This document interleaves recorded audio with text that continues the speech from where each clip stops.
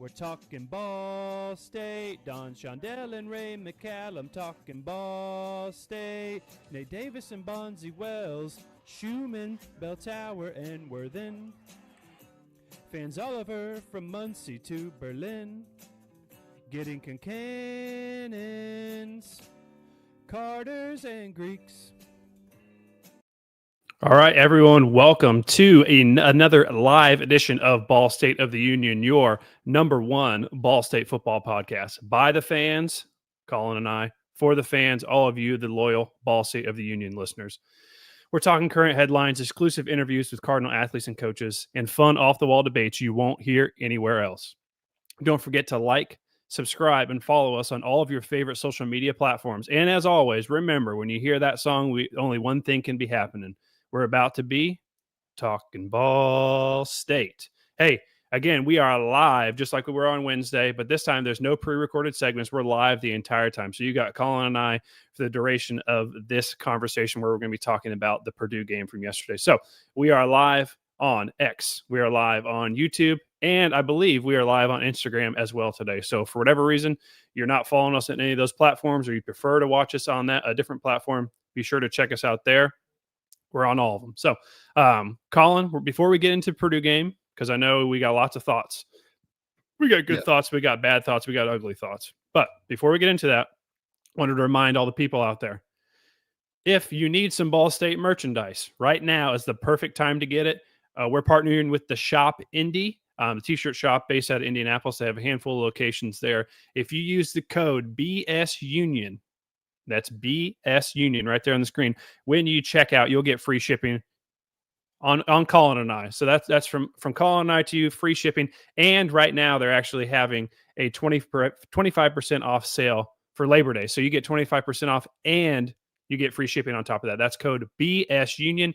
And it's not just Ball State stuff. They have Colts stuff. We know Colts season's getting off next week. Pacers stuff, Indiana, Purdue, Ball State, Butler. You name it, something from Indianapolis, they got it. So again, use code BS Union at the Shop Indy and couple with that 25% off. So Collin, I ordered something recently. If you haven't yet, this would be perfect time to do it. Yeah, I really need to. The Dance and Charlie merch is pretty cool. I don't have anything really with Dance and Charlie on it. Not that I can think of. So yeah, I'll be making a purchase soon here. Yeah, don't wait because, again, I think it goes through tomorrow, that 25% off. So, again, 25% off, code BS Union for free shipping. So, that's enough of that. Let's get what everyone here wants to talk about. Ball State kicked off their season yesterday against Purdue in West Lafayette. It did not go how we were wanting it to go. Let's put it bluntly. 31-0 loss. Obviously, I don't think a lot of people out there picked Ball State to win this game. I know one person on this podcast did, and it's not me. But we thought it would be a little bit closer. We thought we'd look a little bit better, I think, than we did. So before we jump into everything, actually, no, we will just jump right in. I have some takeaways from the game I want to get off my chest real quick. Collin will do the same, and then we'll kind of dive into some other stuff. So I got 5 takeaways from the game yesterday, and I did a Twitter Spaces right after the game. So if you heard that yesterday, they'll be pretty similar to that, but I just wanted to, for anyone out there who hasn't seen those yet, here's what they are. Number 1. John, let me hop in before year 5 real quick, though. Go ahead. Real quick. Before we even go into our takeaways, you mentioned I had predicted us to win, and I did predict us to win 21-17, which karma, John, that was the score that Kent State actually got their first victory from. True. But I don't think that the score would have been 31-0 if it didn't start the way it started, John. And we can go into the takeaways, but I genuinely believe that super fast touchdown with the 3-and-out right after just spelled trouble. So if we play that game 100 times, I'm not saying that we necessarily win 10 of them, but I don't think the majority of them go that way. Yeah, and that's fine. Yeah, so we'll kind of get into more of that here in a couple of minutes. But the quick takeaways, my number one and most important takeaway, and this is going to make me sound like a homer. It's going to make me sound like whatever. But my number one most important takeaway is everyone out there, breathe. Let's try not to overreact to this Purdue game or this upcoming Auburn game. Now, does that mean that absolve Ball State of maybe looking unprepared at times yesterday? No.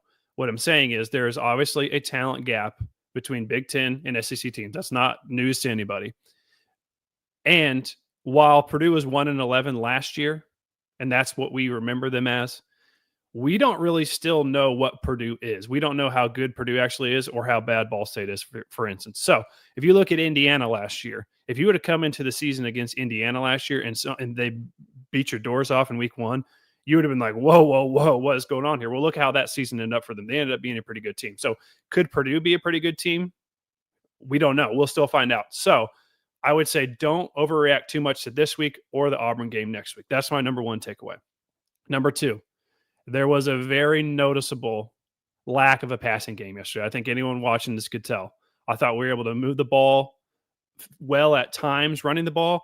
It didn't seem like we really had any chance to pass the ball yesterday, whether it be the receivers weren't open, whether it be the Kyle Kelly didn't have time to throw, whether it was Kyle Kelly was missing throws. Like there just really wasn't anything past 3 to 5 yards down the field where these passes were being made. Number 3, and then after this one, this is a negative, and then I have 2 kind of positives. Number 3, brutal special teams day. Brutal special teams day overall, in my opinion. 2 missed kicks, which one 45-yard kick at a Big Ten environment for a kicker in the MAC. That's not a short kick, but we'd like to get that. Especially that was probably our best drive of the game. Definitely at that point it was. But the second one, a short gimme kick, we got to make those. Not fielding the punt at the 20-yard line. It seemed like it should have been fielded fairly easily. Maybe I missed something, but we let that ball hit at the 20 and it rolls down to like the 6-yard line. That's a 14-yard loss right there. That's can't happen. And then later in the game, again, the game had already been well decided at this point, but we have a roughing the kicker or running something penalty that extends a Purdue drive that we were getting off the field on. It's on a Purdue punt. It's a penalty on that play. Can't have that either. No good. Bad special teams day overall, in my opinion. Now, there's 2 good things I'll take away from this. Number 1, we can and will be able to run the ball very well against MAC teams, I think, and more like-minded or more like competition teams. That seemed apparent to me. There was times even yesterday which Purdue's front 7 seemed pretty good. They seemed like they're like going to be a strength of Purdue's team, and we were able to run the ball on them in chunks at times. And then number 2, I thought there was noticeable defensive line pressure from Ball State on Purdue throughout stretches of the game. So those are kind of my main takeaways from yesterday, Collin. Obviously, again, never like to have a 31-0 loss, and finding the positives in that can be a little difficult, but that's kind of where I'm at. What are your main takeaways from yesterday? Yeah, let me respond to yours first, John. Just a couple of them. The first one where you said, don't overreact. Purdue could be good. We're not really sure.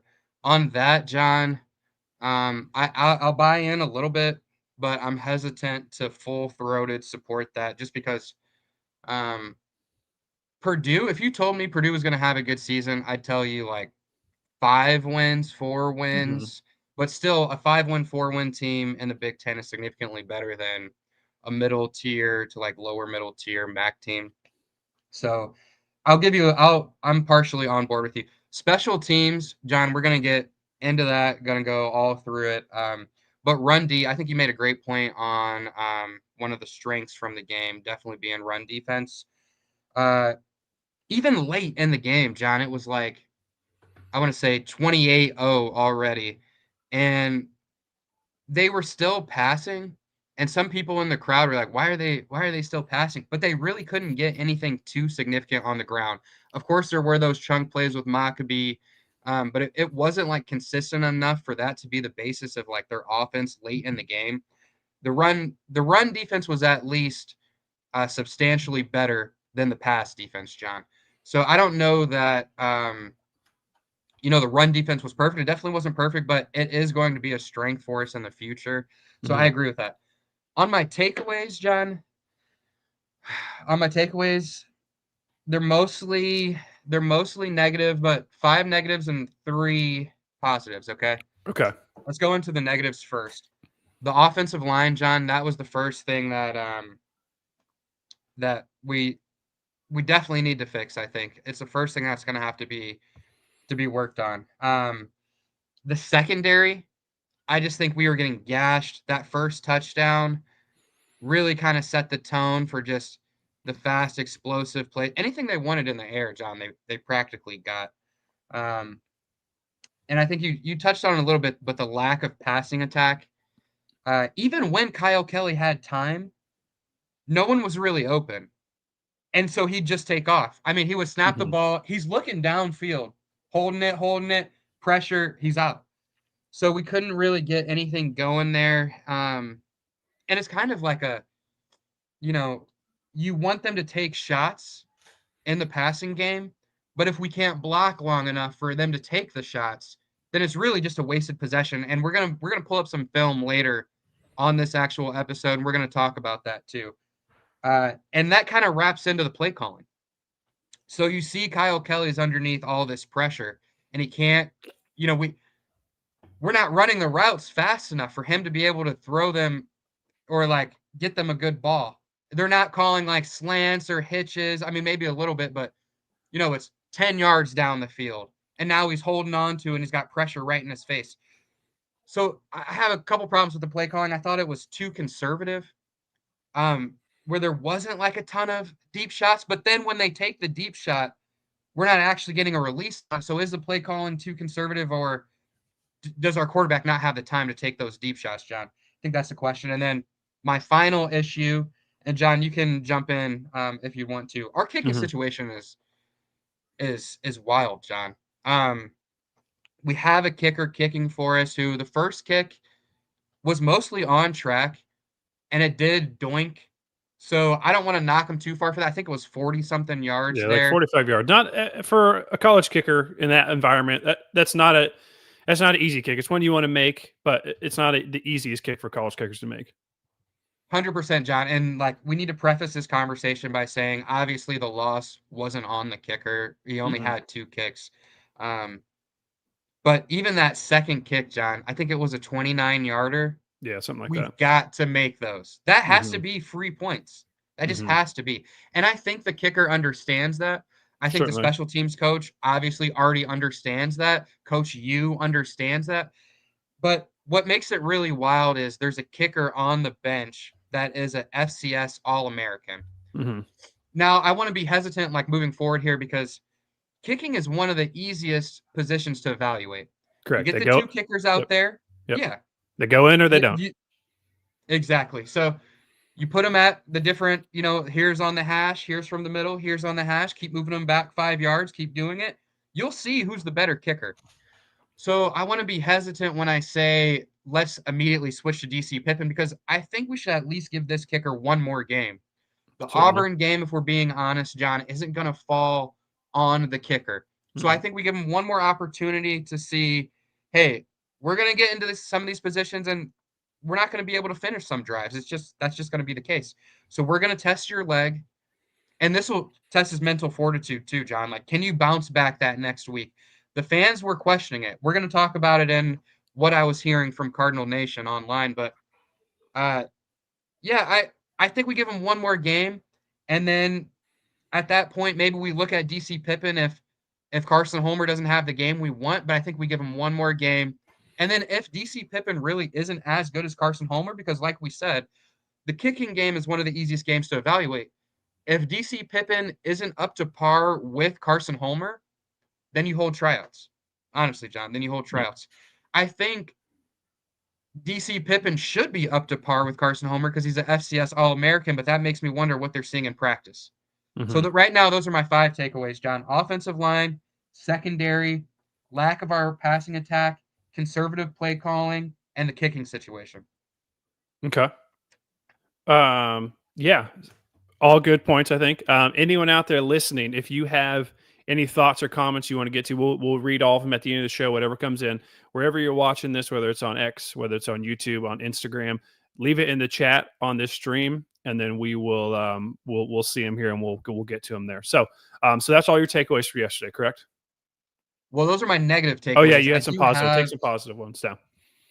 yeah. The run defense, you spoke about it already, but the run defense actually was pretty stout. We're going against Devin Maccabee, who has the chance to be the all-time leading rusher in Purdue history.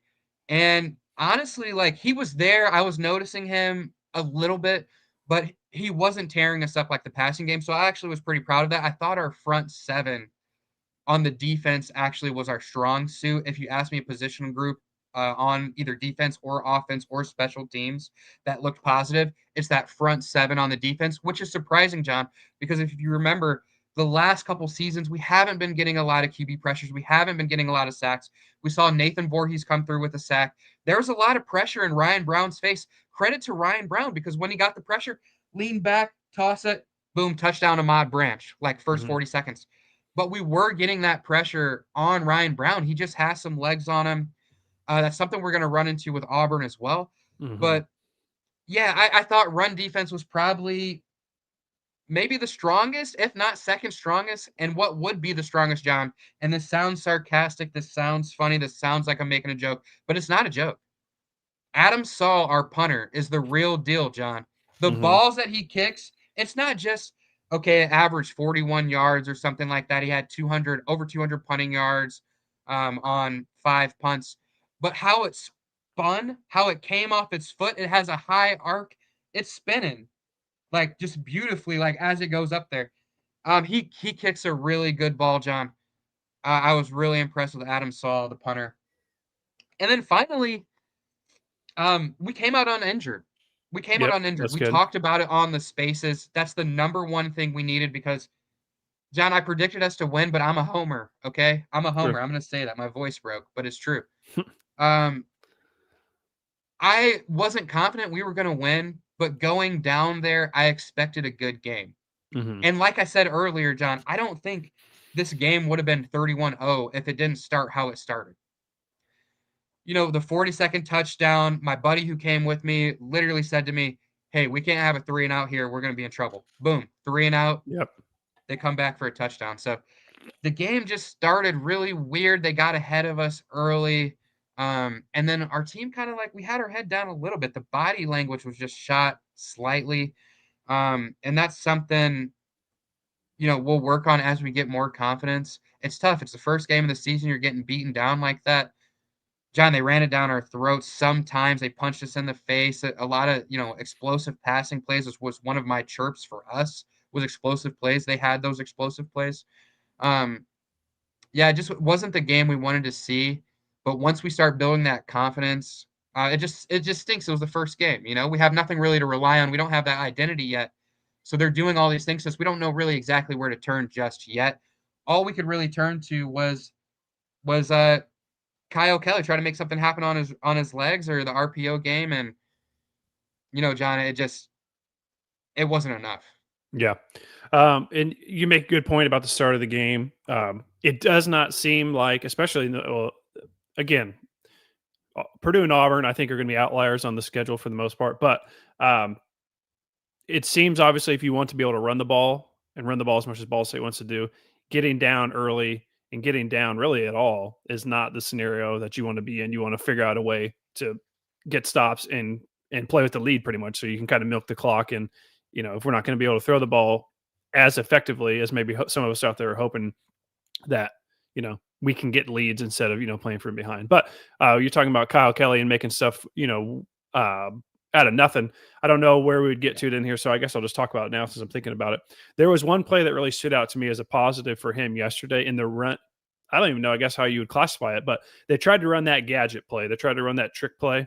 They kind of handed off. Keon The Magnus double end around revert, tried to do that. Was blown up pretty much instantly. But Kyle did, get out of it, and I think he ran for 10, 12 yards, something like that out of that. So while that play was blown up, Kyle was able to adjust and make something out of it. So again, I think in the future, that is a good sign that he's able to do that against this Purdue defense. We'll hopefully be able to do 100%. That against these other defenses in the MAC later on. But standout players. I know Collin, funny story, guys. Collin last night texted me and said, I got standout players. And if someone says, hey, I have a top whatever, you would think that number would be 3, maybe 5. That would be like the number. Collin says, I have a top 6 players from today. So I thought that was crazy from what we saw yesterday. I'll throw out 2 names that aren't anyone I've mentioned yet so far. I know Collin mentioned one of them. So obviously the basically anybody run the ball yesterday, I would say, would be somewhat of a standout player because there were chunks where we were able to run the ball. But on the defensive side, To me, a standout player was Ashton Whitner. He was very noticeable at the beginning of the game. He was making a lot of lateral plays out of the sideline, stuff like so. Ashton Whitner, and then someone Collin mentioned Nathan. I think it's Voorhees, but Nathan Voorhees. He shot out of cannon a couple of times. So those are kind of my standout players. People running the ball. Ashton Whitner and Nathan Voorhees. Collin, what about you? Yeah, those are some great picks, John. I'm going to rewind just a little bit because you touched on a tad, but I want to bring him up as a standout player for me. Like, he was number 6, so he wasn't necessarily on the top of my list, but he did stand out to me a little bit. So, Kyle Kelly. Mm-hmm. Kyle Kelly. People are going to make fun of me because he only has 87 passing yards, 63 rushing yards. Collin, how's he your standout? How is he a standout player? Guys, we only had 203 total yards. So Kyle Kelly gave us 150 of the 203 total yards we got in the game. Now, there was like a big play by Elijah Jackson that kind of was significant, and then Quay Ashley on the missed field goal that we had. I think it was the second one on the second missed field goal drive. Maybe it was the first one. He had a couple huge runs. Not huge runs, but like 10 to 15 yards in that range. Mm-hmm. So I want to say that before I preface with that. But honestly, the offense was like, Kyle Kelly, please save us. Like, if you're not gonna do something with it, then we're in trouble. That was pretty much how it was. And it was so much of like the escape artist, pocket collapsing, let me duck out of there. The rushes that I saw for the most part on the read option with Quay Ashley was just like 1 yard, 2 yard, 3 yard. But John, we're screwed if we just keep going into second down on 2nd and 7. Like Right. we cannot live on 2nd and 7, 3rd and 7. It just isn't long term feasible for our team. But we're gonna touch on Kyle Kelly a little bit more on like what Cardinal Nation was saying, so I'll leave that one for now. Obviously, a standout player, I talked about him earlier, was Adam Saul. Adam Saul looked incredible. We talked about how the balls looked coming off his foot, sky kicks. He looked great. Joey Stemler. Joey Stemler was another guy on defense. Before the game, he looks like a dude. He looks like a dude. I was up there with 3 buddies, and someone pointed him out. He's like, "Oh, he's about to go crazy today." Like, he just looked hype. He looked ready. Big dude. I think he led us in total tackles. He had a pretty solid game. Elijah Jackson is somebody that popped. I think it was kind of like a end around. It might even have been. They might even have gave it to Kyle Kelly as a pass, like just like kind of a Mm-hmm. toss forward. Here you go around, end around. 37-yard. It was a huge play. We're going to talk about him a little bit more as well later. My final guy that was a standout player, John, and people might poo-poo this at first as well, but Eric McLean. Eric Mm. McLean. He gave up that first, and actually I'm not 100% sure if he gave it up, John, or if he was just the nearest guy to it, Yeah, because it's it hard looked to like he tell. almost thought, right, he almost thought he had like he might have had like, hook to curl or like flatter, and somebody else had the deep. Because the guy got behind him, but he didn't even really necessarily look like he was worried about that. It looked like he thought he had somebody deep there, but it could have been him. I'm not sure. Eric McLean on that first touchdown, it was to Branch on that Branch touchdown, and credit to that guy, he broke like 4 touchdowns as well. But the reason I'm putting Eric McLean in my standout players is I want to see who's going to be resilient, right? They punched us in the face. Who's still going to be on that field fighting? Okay, and Eric McLean was one of them because he got a forced fumble, and yeah, we didn't recover it, but I'm pretty Mm. sure it was a forced fumble on Maccabee, who's a Mm-hmm. stout runner.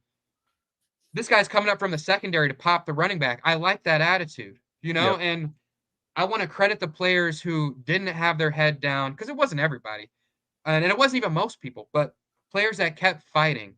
And I saw that a lot actually. So I want to give that a shout out because that's a positive in its own right. Is someone who didn't get down on, oh man, I was part of a play. Next play. Okay, next play. So that's the attitude we've got to have, especially this season. And Mm-hmm. I liked what I saw in that aspect from him. Okay. All right. Collin sent in a few plays he wanted to go over. So Collin, Yeah. let's be somewhat concise with this, but Okay. Collin sent in, I believe, 3 plays. Let's start with the sack. Which one? I have So it's going to be clip Powell Monty off the edge. Okay, perfect. Yeah, we'll start with this one. So this is a clip Collin wanted to bring to light here. Let me share the screen. Okay. So we'll Can ready? you full screen that too, John? Yeah, hold on a second. Okay, now watch our right side of the line. Just let it play. Okay. Right. Okay. Now let me talk about it a little bit before you replay it. Okay. First thing that immediately jumps out is Quay Ashley misses this this block here that leads to a sack, right? But let's actually look at the blitz package. Let's see what they did. But don't press play yet, John. Okay. Don't press play yet. We're going to count their linemen, okay? Okay. They've got 5 on the line. What's going to happen here is on the far side from us, over by our visiting sideline, they're going to pull one guy back. They're going to pull one guy back. Then on the left side, they're going to pull that lineman over to the right, over where he's at, focusing all of our offensive line over to that side. Now the blitz, they send one guy late, and you'll even see the right tackle here. The right tackle leaves a guy for the running back, okay? Because he thinks just one guy coming. Don't play it just yet. Okay. After the right tackle decides to leave the one guy for the running back, they're going to send a whole other guy. They're going to send another guy after. Okay, now play the clip, John. Okay. Watch the line. One guy's going to back off. One's going to swoop around. 2 are going to come. You see that? It happens fast. It happens fast. My point in showing this, John. So why doesn't Kyle Kelly attack that right side of the field, right? That's where he should be looking. They sent a blitz off the right side, okay? But what you have to do is press play and then pause it a couple seconds after that, okay? Just tell me when. All right. Now, okay, rewind it just a little bit. Rewind it just a little bit. Or a little bit more. Okay, right there. Okay. Now look, he's already got pressure coming in hot. None of these receivers are turned around, John. Not one receiver is ready for the ball, and he's already got pressure in his face. Do you see that? Yep. And so how do we fix this, okay? Because, listen, we're Ball State of the Union. We're not here to just criticize coaches, criticize players, anything like that. I love these players, okay? How do we fix this? John, we need to run a shorter route. If we can't protect, as soon as they hit that first down line, John, I need them turned around. But watch, just press play and then just briefly and then press pause as soon as they go past the first down. Nobody's turned around. Credit to this guy here in the middle. He's got a hand up. He's got a hand up now. But, buddy, you got 2 guys on you. Yeah. And Kyle Kelly has a guy on him. You see what I'm saying? So it's 2 things. It's 10 people can be doing the right thing on a play, John. But one person messing up, and it's not even, this play isn't on Quay, Ashley. This is just a great play from Purdue. That's a crazy blitz. I love what they did on the line. Drop one guy off, send the guy around, send 2 blitzers on the opposite side, overwhelm the running back.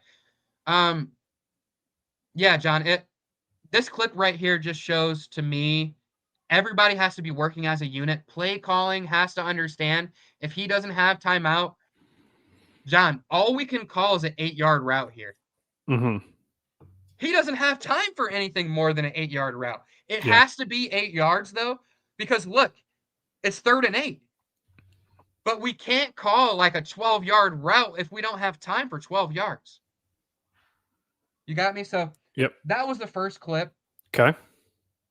And that really that was just what I saw on that there. Okay. You got 2 now, more.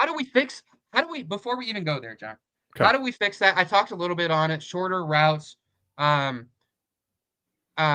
maybe like double tight end sets.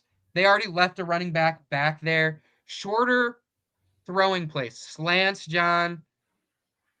Just like an 8-yard hook coming back. Like I like that too.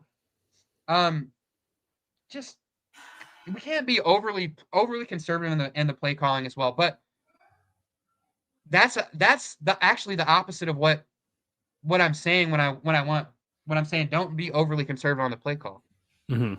So it's kind of weird. It's a balancing act, you know. And some of it is like a chicken or the egg.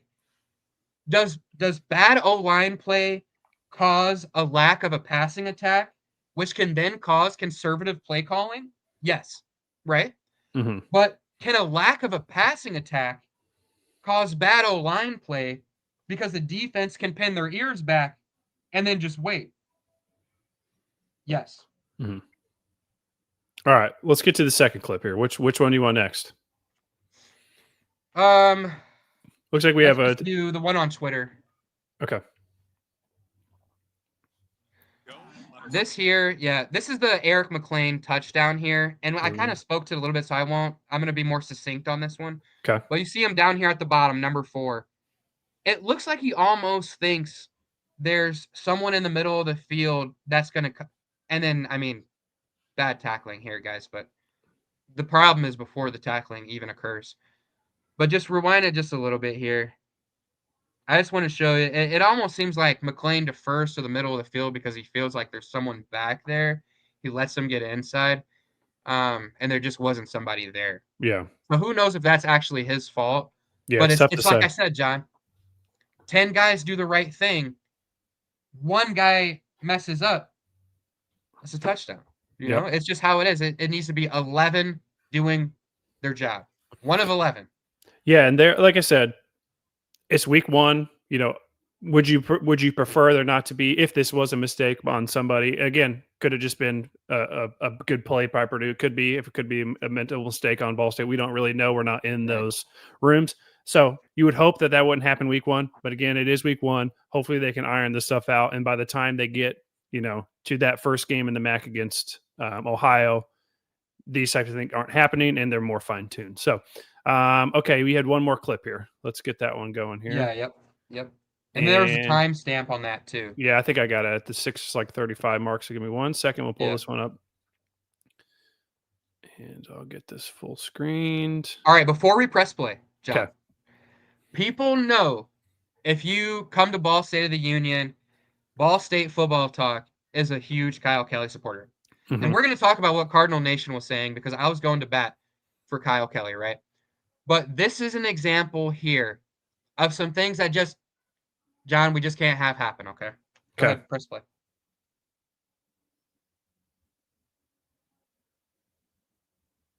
Right. Now, go to like 6:37, okay? Do you see 85 here? Right there. 85 is running a drag across the field, okay? Mm-hmm. And look, they've got 4 guys right there. I mean, they only rushed 4, then they got like 4 people within 5, and then they have, it looks like a couple guys back, like maybe probably 3 guys back, 1 guy on the other side of the field. Mm-hmm. But look, John, he has to take that 85 because the pocket does not have enough time here. It's 1st and 10.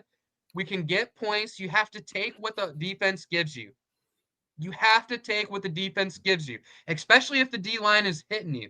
It's coming fast. He only has 3 or 4 seconds, and it's easy for me to sit back and be an armchair quarterback, right? Obviously. This stuff is happening so fast, but I need him to take what's available there because just press play. These guys at the top, when 85 is going to go out, the people are getting pulled back a little bit by at least the guy on the far side. He has to feed him so the guy can keep running, and he's going to hit the sideline and then have to cut up because that guy on the far end is moving back because they had some other guys running farther routes that pulled him, okay? So on certain opportunities like that, I just wanted to point out, like, not every sack is the O-line's fault. And we did kind of hammer the O-line here a little bit, and I don't think it was a terrible day, but it definitely wasn't a good day. And I just want to point out sometimes in some points that Kyle Kelly could help the line. Mm-hmm. You got me, John? Yeah. Yeah, no, I thought, those are pretty good points overall. It's more in-depth film breakdown than I was expecting when you sent me this clips in. So credit to you for that. But okay, I think that's good with the clips. That's good. I'm interested to see what you have next week for that. So let's see here. So that's Collin's plays. All right, so Collin was actually in the stands at the game. Collin, what did you hear from the Cardinal Yeah. Nation in West Lafayette yesterday? And what was your kind of experience like overall Oh, going to that game? yeah, John. A ton of excitement going down with my buddies. We're super pumped. Just think it's going to be a great game. I gotta give Purdue people credit. There wasn't a lot of people heckling or harassing us. I had a couple people boo me, which is fine, but it Nothing was you're not not. used to. Yeah, nothing more than that. And I mean, we had our first hater on Ball State of the Union last week. And it's good to get your first hater. Like that gave me a little bit of a thrill in there. Like you start to you can see yourself growing when people are hating. But there's a little bit of that there. What did Cardinal Nation tell me at the game and then after the game? At the game, we were sitting around a lot of Cardinal fans, and there was a lot of sighing, a lot of oh boy, a lot of like Um, I did hear a guy as I got up at halftime to go to the restroom say, "We could have kept Mike New if this was gonna." Obviously, that wasn't what I agree with or anything like that, but that was certainly the vibe in there. It Mm-hmm. was resounding disappointment, high hopes that had been squashed, which I could certainly relate to. Um, like you said at the beginning of this, I want to encourage everybody to pump the brakes. Okay. Mm-hmm. Don't overreact. We're okay. We are okay. Trust us. Now, what I heard from Cardinal Nation after the game, okay, because there's not a whole lot of fan interaction with Ball State, the school and who they put out there, and interaction with fans, Mm-hmm. Right. particularly fans that aren't pleased, right? And so I want to make sure I'm going out there and I'm what way was the wind blowing, right? How did they Testing the feel wind. like Yeah. what's the pulse of the team? Okay. And I wrote down everything people tweeted me, right? Now I'm only gonna read you the ones that had multiple people, and it's only a couple that multiple people told me. Okay. Now, the number one thing that people were in my DMs or in my messages trying to tell me or like just tweeting me, Kyle Kelly can't throw. That's the first thing everybody wants to jump to. As soon as the offense doesn't go how people's expectations are, they immediately want to jump to Kyle Kelly can't throw. Let me remind people we had 203 total yards. Kyle Kelly had 150 of the 203 total yards. So if he's not giving you all the passing yards you want, yes, it was only 87. Okay, he went against FBS school. That's probably better than they were last year, right? Mm-hmm. But this kid is giving you all that we got, okay? Like even Quay Ashley got 47 yards. Some of that were on passes. And like maybe we look at like more like outlets for Kyle Kelly on the running back dink and dunks, honestly, because if he doesn't have time, even though we might need those backs in the block, maybe we look at that. But I hate when people are coming to me saying, guys, Kyle Kelly can't throw downfield. Guys, how much stuff has to go right for Kyle Kelly to get the ball downfield? First of all, you have to block. Second of all, wide receivers have to get open. Third of all, he has to have time. You know what I mean? Like, Johnny's not going to just hocus pocus, get out of there and throw it. Mm-hmm. You know what I mean? Like, he has to, and he did do some of that, like, magic, escapability, playmaking out of the pocket, but so much has to go right for him to deliver what people are expecting.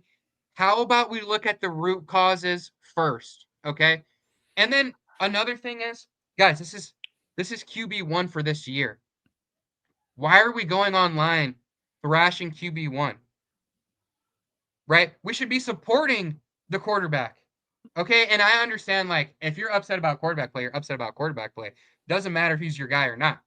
Right? But they were squashing everything. It Mm-hmm. wasn't like the running backs going crazy, our wide receivers are just wide open. No, nothing was working. Okay, so it's not like, you know, Kyle Kelly's just missing guys. It's not that. So I just really I didn't love that. I disagree with the Kyle Kelly can't throw downfield. My final take on that is come back to me after New Hampshire. Come back to me after Ohio even. Like let's get a MAC game in there. Let's see against level competition what's really going on. So that was the first thing I was hearing from Cardinal Nation. And then the second thing is kind of like the opposite of that, John. I saw this from Chris Radican, who didn't actually tweet me, but I saw a lot of people saying, we're good. The sky isn't falling. Hold your horses. This is Purdue we played. And I know it's Purdue, like one of the 5 worst FBS schools, right? Or D1, I'm sorry. last year. D1 Power 5 FBS. Power 4. Yeah. Yes. Power 4. My comment to that is, before you even go on, is again, in this transfer portal era, in the NIL era where you can pay people now, you have to judge these teams on a year by year basis. Was Purdue the worst Power 5 team in the country last year? Yes, no question about that. But they got 8 new players and new coaching staff. We still don't understand how good they are.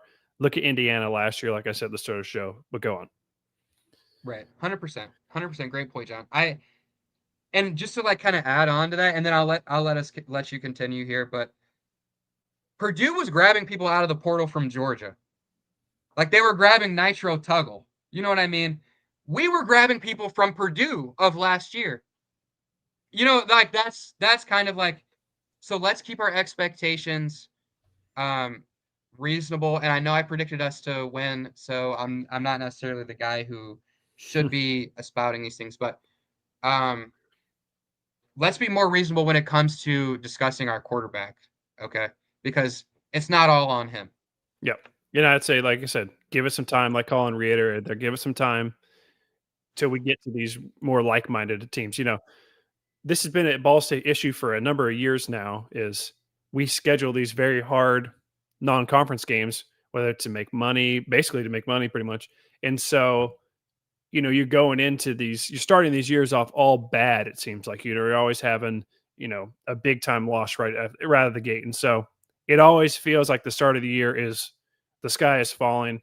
Everyone just try and pump the brakes as best you can. I know it's no fun to sit through and watch a game like yesterday, but they pay the bills. If we want to have a football team, this is how you get it done. So, listener questions. If anyone has any questions or comments, right now is your chance to get them in. Throw them in any of the chats on Instagram, on X, on YouTube. Get them in, and we will get them going. But we did have one come over from someone. Collin sent me yesterday. He put something out here like this yesterday, so we will pop that up on the screen real quick here, and let Collin react to it here. So this is from Phil Ortman on Twitter. It says, between play calling and execution, it seems like we have zero confidence in our passing attack.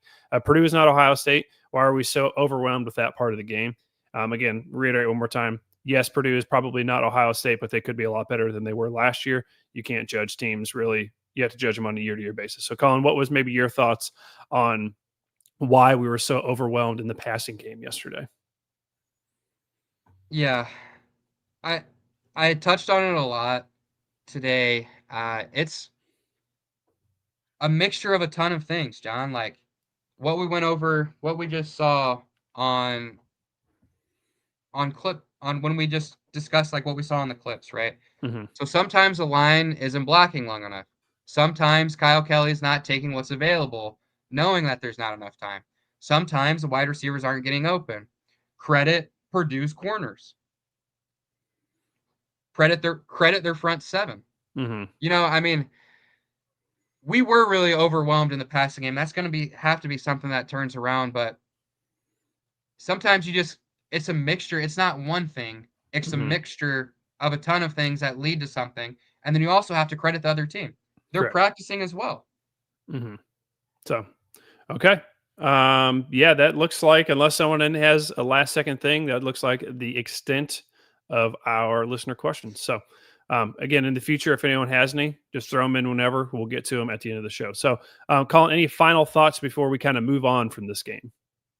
Yeah, I've got one last section, John, and it's who do I want to see more of? Oh, yes. Yeah. So people that kind of either popped or just for whatever reason, like they're now desirable. Elijah Jackson. Yep. Okay, that one play that he absolutely blew up on, um, that was pretty explosive, and I think he kind of got himself solidly into that running back 2 spot. For in my estimation, I want to see more of Elijah Jackson. Another player I want to see more of, John, and I think a lot of people will agree with this. DC Pippen. Let's see what Yep. he's got. Let's see what he's got. And if he's not it, we move. Okay, but we want to. I think a lot of people would agree. We want to see DC Pippen. Finally, my third and last person I want to see more of, Charlie Cardinal. Oh, great pick. Charlie Cardinal. I was there at the game, John. They're doing their fourth quarter. Come on and shout, shout. You do the little thing, whatever. I saw Charlie Cardinal at the beginning of the game. John, I didn't see Charlie Cardinal again at all. And I went up to use the restroom once, and that was at halftime. And I literally did not see Charlie Cardinal. I wanted to get a picture with him, put my chirps up, give him a high five, something. He walked down the sideline, and that was it. John, we made the trip down there. Yeah. Give us a little something, Charlie. You know, He tucked his feathers and ran, maybe. So he fun went ghost. Yeah. So fun note here in a few weeks, we have a bye week coming up. I think we have an interview lined up with a former Charlie Cardinal to give you the insights on kind of how that is. So a little tease for a few weeks from now. But I think that's going to do it for the Purdue portion of this. We're about to wrap up, but Collin, obviously, Auburn Tigers this week. I was watching them Friday night against Baylor. They look like a pretty good team. They, again, look like a much better team than last year. I found the early lines in this game. Ball State plus 43.5, and the over-under is 54.5. Based on what I saw from Auburn and based on what I saw from Ball State yesterday, I don't see how you would not initially take Auburn minus 43.5. But I'm not really a betting man. So any initial thoughts on that? And then we'll kind of get out of here. John, so I did take the spread last week, plus 17.5 on Ball State of the Union, or plus 17.5 on Ball State Purdue. I'm definitely eating crow on that, but I only put $15 down. I'll say for 43.5, was it for Auburn, John? Yep. Yeah, you got to take that. And then what's even more desirable is the over under is 54.5. Mm-hmm. John. I think Auburn could put up 56 alone. See, Auburn, Auburn is the type of program, obviously they've had some great success in the past, but they are not like the top tier of the SEC, like the Alabama is, like the Georgia is, like the LSU is. And it's a team like Miami last year. These guys want to go out and prove that they are these top teams. So when they play teams like a Ball State or someone, they're going to run it up as much as they can. Like when we played Georgia a couple years ago, Georgia didn't have anything to prove to anybody. So while they did blow us out, they didn't run it up 50, 60, 70 points on us. Auburn is a program that will probably try and do that if they're able to. So I would watch out for that. Obviously, I hope that doesn't happen, but we saw that with Miami last year. Miami is a team trying to prove something, trying to prove that they're belong in the upper echelon in the ACC, and they beat us 66-0. So, speaking of Auburn, I'll kind of go over the schedule real quick for this upcoming week here at Ball State of the Union on all of our channels. So on Wednesday, we're going to have another live Ball State of the Union, 8:30 p.m. Wednesday night with Kyle from the E2C Network, the Auburn Experience on YouTube and all their social media platforms. A big Auburn content creator. He's going to come on with us and talk about the game, give you guys insights like the Purdue guys did last week. So that part will be pre-recorded, but the rest of the show, like last week, will be live. So we'll have that on Wednesday. Saturday night, game Saturday night at 7:30. Twitter Spaces immediately after that. That'll be on Collin's channel this week on Ball State Football Talks Twitter. And then next Sunday, this same live show, reaction show to the Auburn game. So that is the kind of the schedule for this week. And before we get out of here, one more time, I wanted to throw up here our partnership with the Shop Indy. They make T-shirts, apparel, merchandise, all that type of stuff for all the Indianapolis-based professional teams, the Pacers, the Colts, the Indy 11, And then colleges, Indiana, Purdue, Ball State, Butler. So we're partnering with them. If you use the code BSUnion at checkout, you'll get free shipping on your order.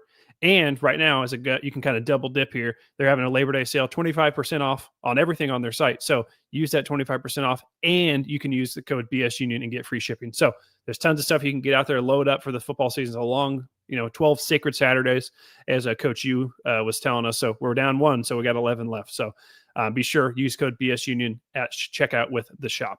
So, Collin, that's going to wrap up this edition of Ball State of the Union. If you enjoyed this show, make sure you like, comment, and subscribe on all of our social media platforms so we can keep growing this Cardinal community so everyone out there can be a part of Ball State of the Union. Share with your fellow fans, your fellow Ball State fans out there. Make sure if they're not aware of the show, you let them know.